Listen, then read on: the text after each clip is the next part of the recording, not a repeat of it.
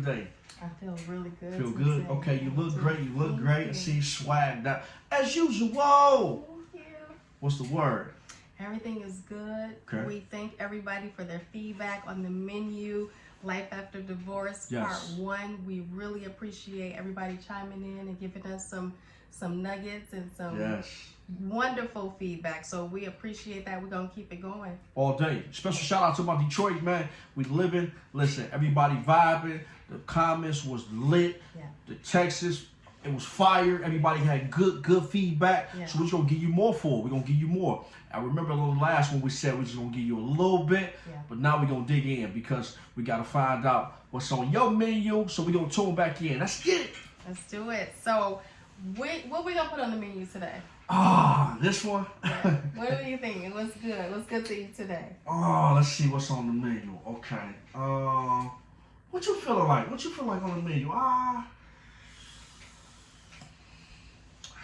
Let's go in. Let's just go in. So as we thinking about it, you know, you go through this process of the life after your divorce. Okay. But before you get into building the life and building the menu and redesigning your menu of what you want, let's talk a little bit about your identity.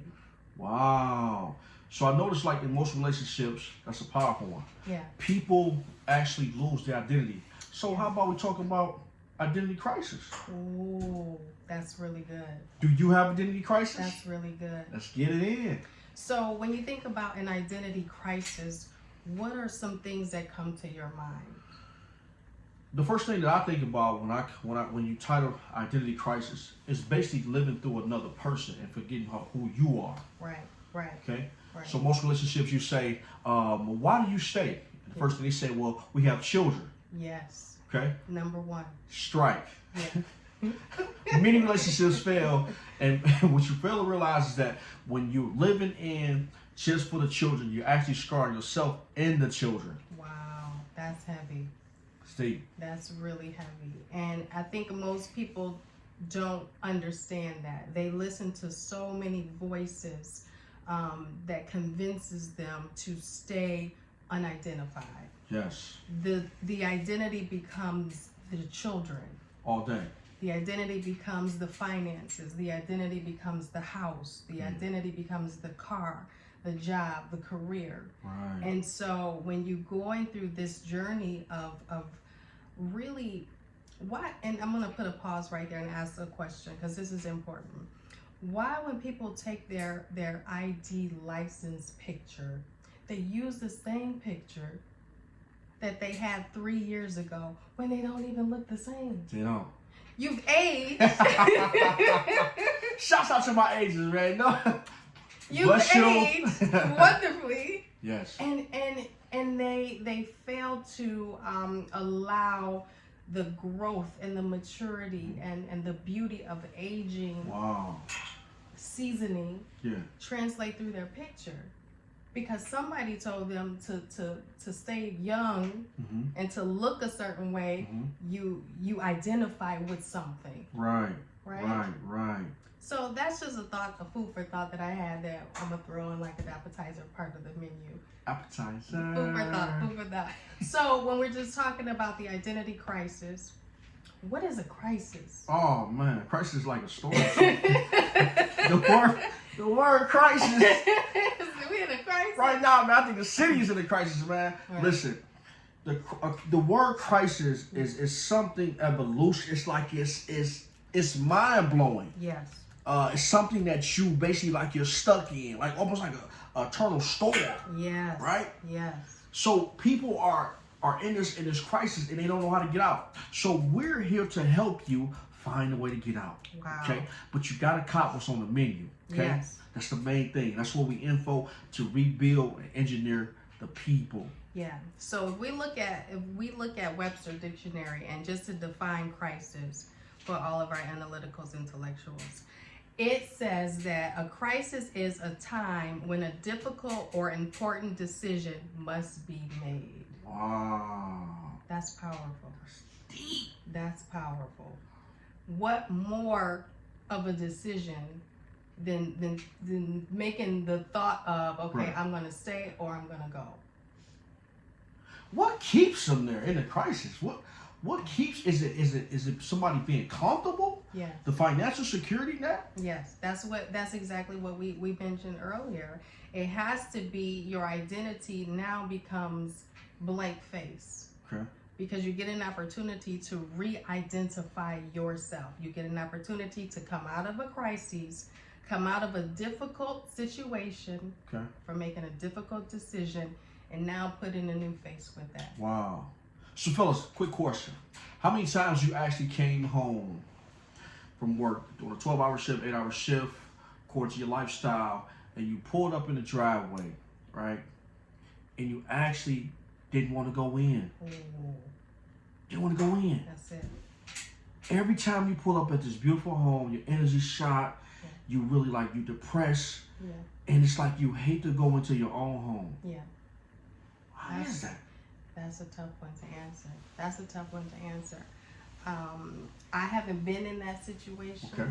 but I was married, and I've experienced that through that relationship. And sometimes the weight of the responsibility becomes so heavy. Right. But that's when you're supposed to cast all your cares upon the Lord, because he cares for you and he carries the weight. So that's a whole nother dynamic to our menu, when you allow God to carry the weight of your marriage, or the weight of the responsibility. Yeah. And just in my opinion, I believe that you've given so much of your time and your energy outside of the home to provide for the home. When you get to the home, you're depleted. Gotcha. You talked about home. Mm-hmm. A lot of people say, you know, they got this house versus a home, Yeah. right? When I think of the word home, I think of like comfort. I think of like peace. Mm-hmm. Versus Mm-hmm. a house, it's like, when I think of the word house, it's like your floors are cold. Yes. You know, there's no paint on the wall. Yes. You know, it's like it's just bland, right? Yeah. So my thing is like, when you build that woman, I think that she completes the peace in the household. Absolutely. I remember my grandma used to always say, like, you know, if a man doesn't have peace in the household, if a woman's not happy, then the only peace he will have is the peace that's on the roof. Wow. So meaning that he had to actually sit on the roof of his own home to find peace. Wow. There's so many brothers like that. There's so many sisters like that. Yeah. And we're here to tell you, get out. Well, wait a minute, because they may come to your house, so you better just hold up on that for a second. But that goes also with your identity. That's it. You know, if you know who you are to the degree that you can express yourself in your home, Okay. it tells a lot about you when someone walks into the house. It tells a lot about your family. Wow. Your walls should talk to you. That's Your powerful. walls should talk to you. Meaning that there are things on your wall Okay. that gives people an indication of who lives here. So could you tell from the outside how a person really, their energy really is based on their home? Absolutely. Okay. Absolutely. I believe that because it's one of the biggest investments that you would make in your life, Okay. one of the biggest purchases, you can most oftentimes depict the family or the woman, the male, Okay. the caretaker by the decor, the meticulousness of the lawn, Okay. or the outdoor upkeeping.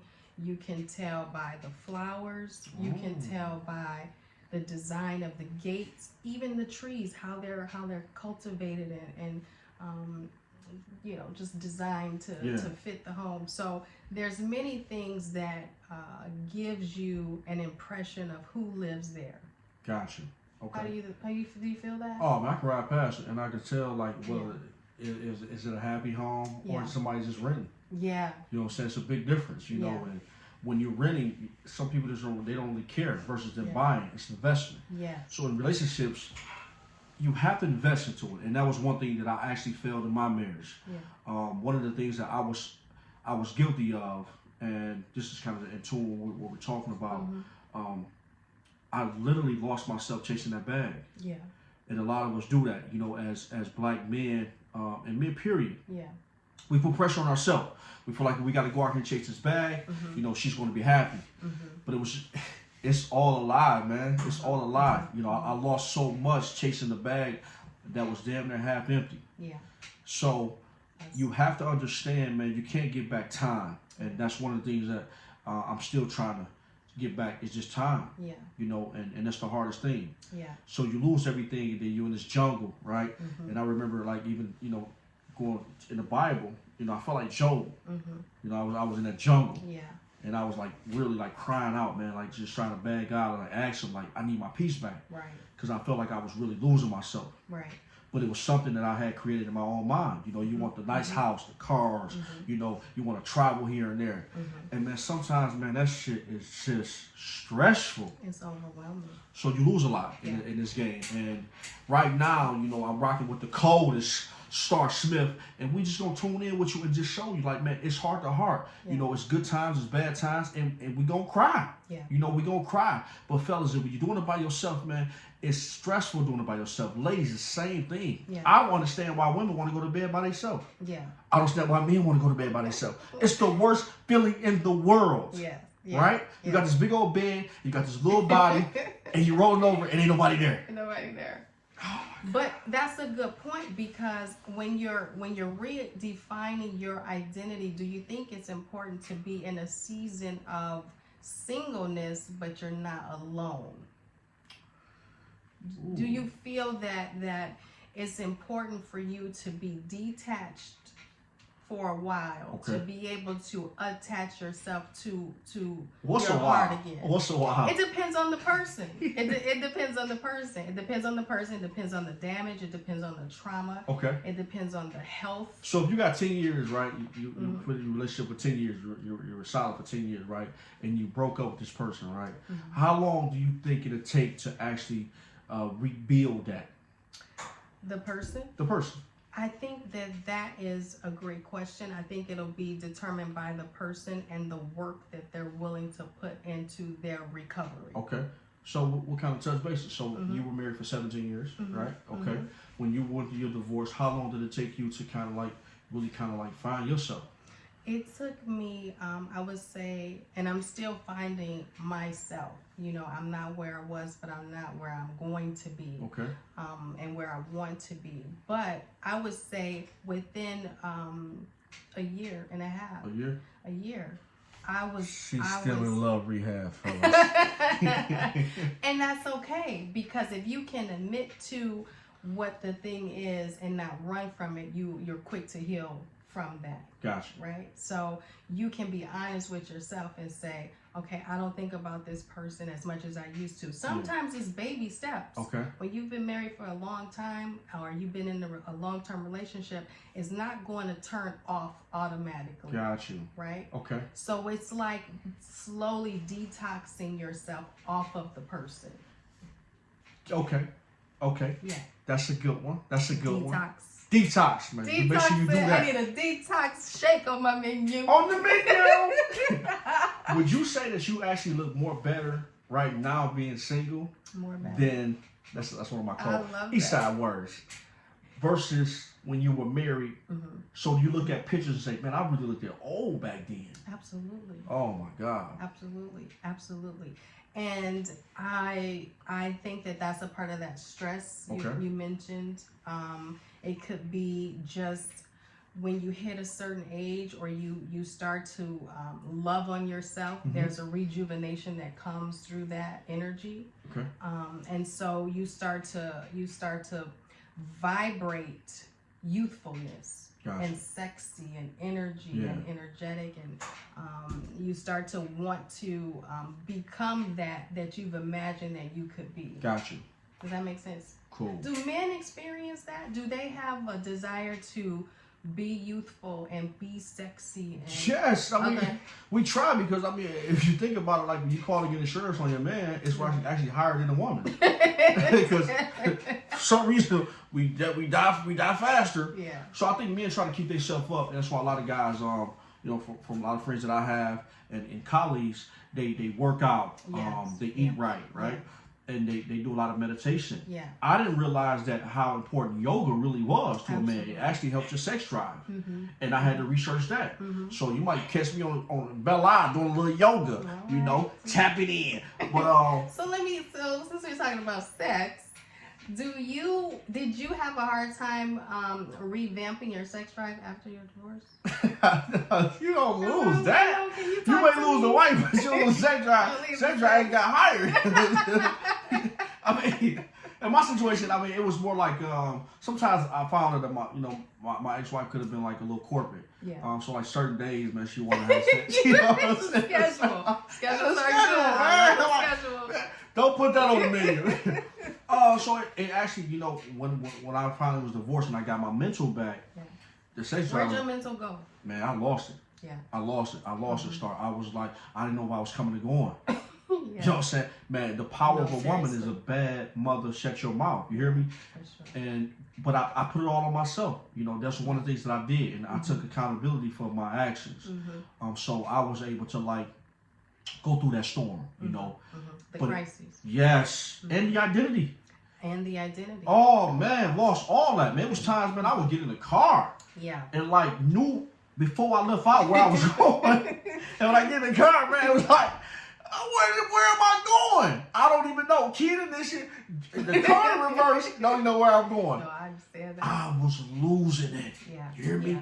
So, fellas, that was one of the things that y'all didn't tell me this was going to happen. And I'm telling y'all, whoever going through it, man, if you out here creeping, cheating, you better understand. I'm going to tell you one thing. The tables are going to turn. Yeah. And this is one thing that you don't want to hear your woman say. Should I tell them? Tell 'em. Keyword on the menu. When a woman tell you this, I'm just pulling a you on you. You know you messed up. Yeah. Okay?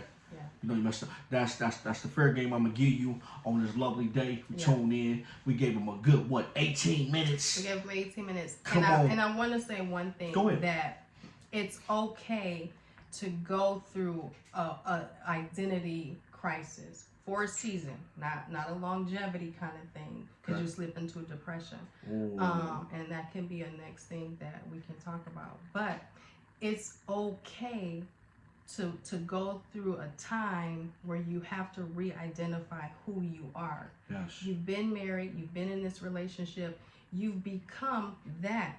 Yes. You've become that. And nobody told me, Star, you're going to feel like this. Wow. You're going to have to say, okay, I'm not doing that anymore, and now I'm doing this by myself.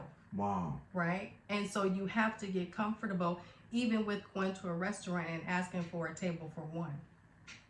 That's going to take a lot of courage for you to do that. Oh, you hitting on something real powerful. So, and we can get more in depth with that, but it's okay to go through a time of re-identifying who you are and who you want to be. Yes. Are you a little choked up on this one? Yeah. She want to start crying. Get us a tissue, man. Go get us a tissue. No, but I just want people to know that, because sometimes they think it's something wrong with them, and it's a part of the process of grieving the divorce. That's it. It's going to be a grieving, but it's going to be a resurrection and a rebirthing. And when you come out, you're going to be stronger, better, bolder. I love that. And even if you're not married, if you went through a terrible breakup, you know, something toxic, man, follow the guidelines, man. I got Star Smith in the building, man. You rocking with the finest, man. Listen, Michael Caston, and we in the building, tapping in with you, and we're going to give you a little bit more. But at the next time, we want to find out what's on your menu. Tap in.